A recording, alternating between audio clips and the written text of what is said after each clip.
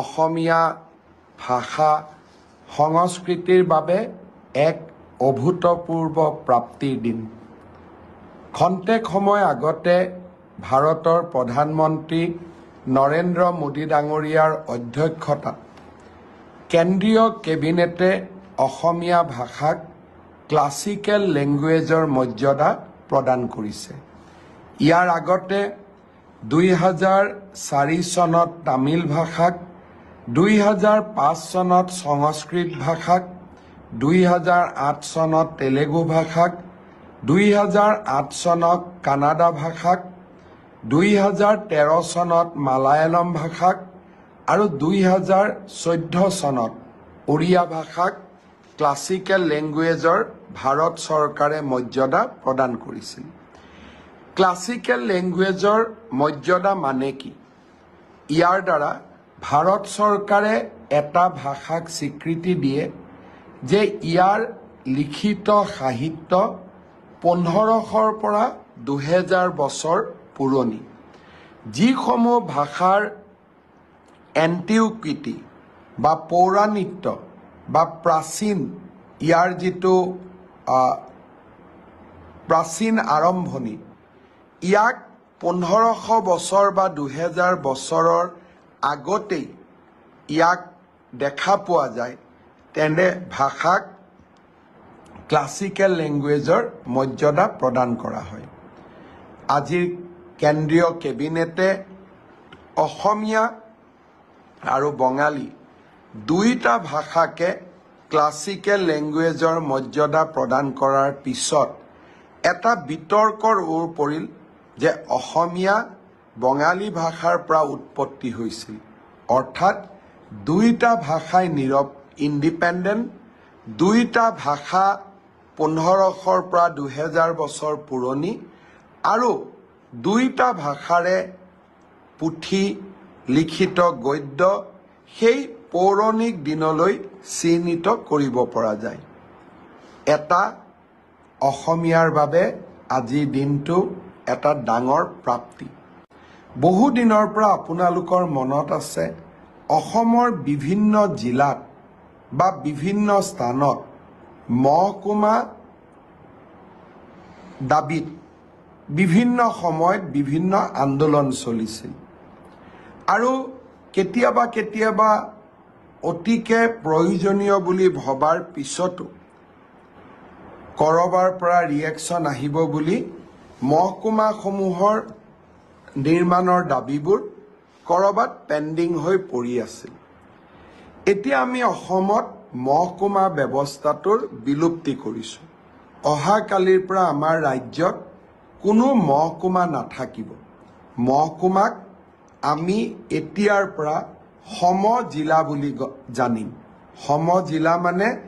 জিলাৰ প্ৰায় সমান, অৰ্থাৎ জিলা উপায়ুক্তৰ যিমান ক্ষমতা থাকে সমজিলাধিপতিজনৰো একেই। জ্যোতিপ্ৰসাদ আগৰৱালাৰ এটা কবিতা মোৰ সদায় মনত থাকে। কামৰূপা মোৰ সুৱদী সুৰীয়া, অসমীয়া ভাষা জগত সভালে যাব,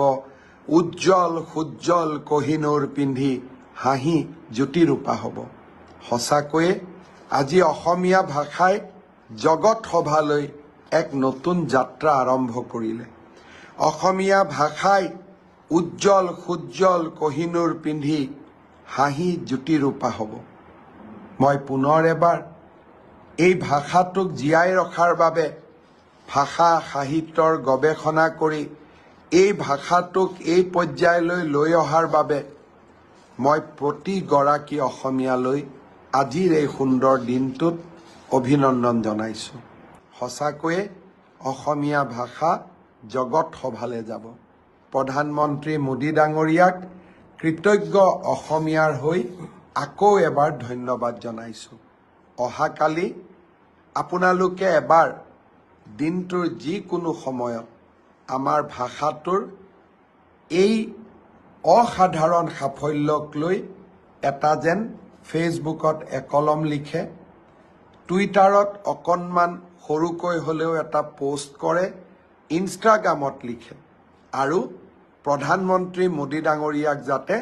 ধন্যবাদ জনাবলৈ নাপাহৰে কাৰণ আন্দোলন নোহোৱাকৈ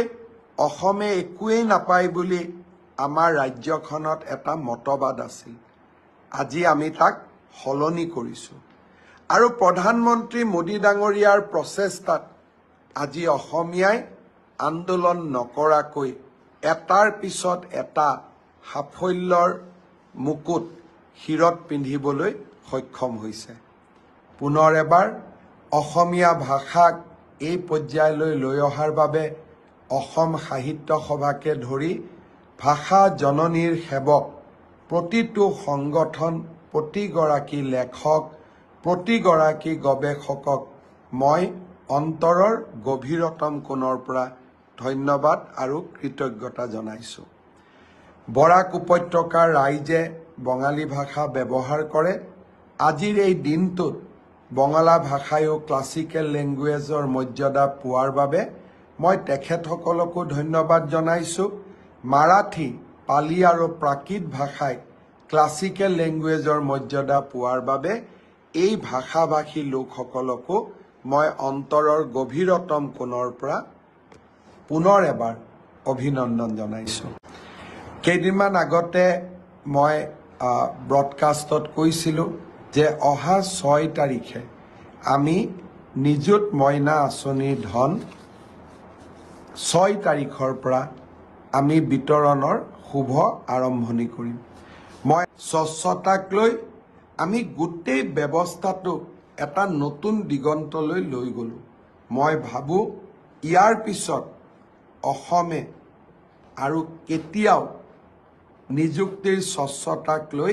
খেলা কৰিব নোৱাৰিব মুখ্যমন্ত্ৰীৰ আত্মনিৰ্ভৰ অসম আঁচনিৰ প্ৰথম পৰ্যায়ত আমি 25,000 যুৱক যুৱতীলৈ আৰ্থিক সাহায্য আগবঢ়ালোঁ এই আঁচনিত এইবাৰ আটাইতকৈ বেছি যুৱকসকল নিৰ্বাচিত হৈছে মই ইলেকশ্যনৰ মিটিঙত গ'লে যুৱকসকলে মোক প্ৰায়ে কয় যে মামা আমাৰ বাবে একো আঁচনি নাই নেকি মুখ্যমন্ত্ৰীৰ আত্মনিৰ্ভৰ অসম আঁচনিত আটাইতকৈ মোৰ ল'ৰা ভাগিনসকলে বেছিকৈ সুবিধা পাইছে অহা 5 তাৰিখৰ পৰা আমি দ্বিতীয় পৰ্যায়ৰ আবেদন লোৱাৰ কামো আমি আৰম্ভ কৰিম যিসকলে সঁচাকৈয়ে ব্যৱসায় কৰিব খোজে উদ্যোগ স্থাপন কৰিব খোজে তেওঁলোকৰ বাবে 2 লাখ টকা সঁচাকৈ ই এটা ডাঙৰ প্ৰয়োজনীয়তা পূৰণ কৰে বহুতে মোক হোৱাটছআপত লিখিছে যে এই 2 লাখ টকাই আমাক বহুত সহায় কৰিব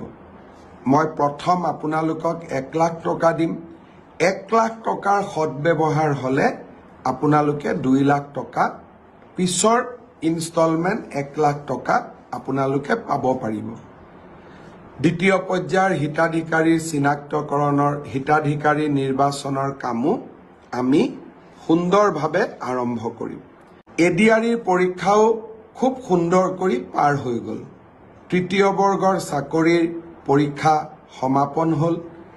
আজিৰ পৰা পুলিচৰ ৰিক্ৰুটমেণ্টটো আৰম্ভ হ'ল মোক ৰাতিপুৱা ডিজিপি মহোদয়ে জনাইছে যে পুলিচৰ ৰিক্ৰুটমেণ্টৰো যি দৌৰৰ ফিজিকেল টেষ্ট বা দৌৰ আদি কৰিব লাগে তাৰ আৰম্ভণি আজিৰ পৰা আৰম্ভণি হৈছে আৰু নিৰ্দিষ্ট সময়ৰ ভিতৰত তেওঁলোকে এই কাম সমাপন কৰিব আৰক্ষী তৃতীয় বৰ্গৰ পৰীক্ষা শেষ হ'ল অহা 29 অক্টোবৰত আমি চতুৰ্থ বৰ্গৰ পৰীক্ষাসমূহ আৰম্ভ কৰিম আৰু তাৰ পিছত লাহেকৈ শিক্ষক নিযুক্তিৰ প্ৰক্ৰিয়াও আৰম্ভ হ'ব মই এডিআৰিৰ তৃতীয় বৰ্গৰ পৰীক্ষা ইমান সুন্দৰকৈ সফল হ'ল তাৰ বাবে এডিআৰিৰ পৰীক্ষাৰ লগত জড়িত আটাইকে মই ধন্যবাদ আৰু কৃতজ্ঞতা জনাইছোঁ প্ৰথমটো পৰীক্ষাৰ এনসাৰ কিউ আহিলে প্ৰায় 80,000 ল'ৰা ছোৱালীয়ে OMR চিটটো সেৱাক আবেদন কৰি সংগ্ৰহ কৰিলে প্ৰথম পৰীক্ষাৰ OMR চিট যদি আপোনালোকে বিচাৰে সেৱাক আপোনালোকে আবেদন কৰিলে এদিনৰ ভিতৰতে এই OMR সমূহ আপোনালোকে পাব পাৰিব এতিয়া মোক বহুতে প্ৰশ্ন কৰিছে যে দ্বিতীয়টো পৰীক্ষাৰ এনসাৰ কি, কেতিয়া আপলোড কৰা হ'ব। মই সেৱাক ইতিমধ্যে কৈছোঁ যে দুৰ্গা পূজাৰ আগতে শেহতীয়াকৈ হৈ যোৱা দুইটা পৰীক্ষাৰে যাতে এনসাৰ কি আমি আপলোড কৰি দিওঁ আৰু লাহে কৰি শেহতীয়াকৈ হৈ যোৱা দুইটা পৰীক্ষাৰে OMR চিটসমূহ যাতে পাব পৰাৰ ব্যৱস্থা আমি কৰি দিওঁ। স্বচ্ছতাক লৈ আমি গোটেই ব্যৱস্থাটো এটা নতুন দিগন্তলৈ লৈ গ'লোঁ। মই ভাবোঁ ইয়াৰ পিছত অসমে আৰু কেতিয়াও নিযুক্তিৰ স্বচ্ছতাক লৈ খেলা কৰিব নোৱাৰিব।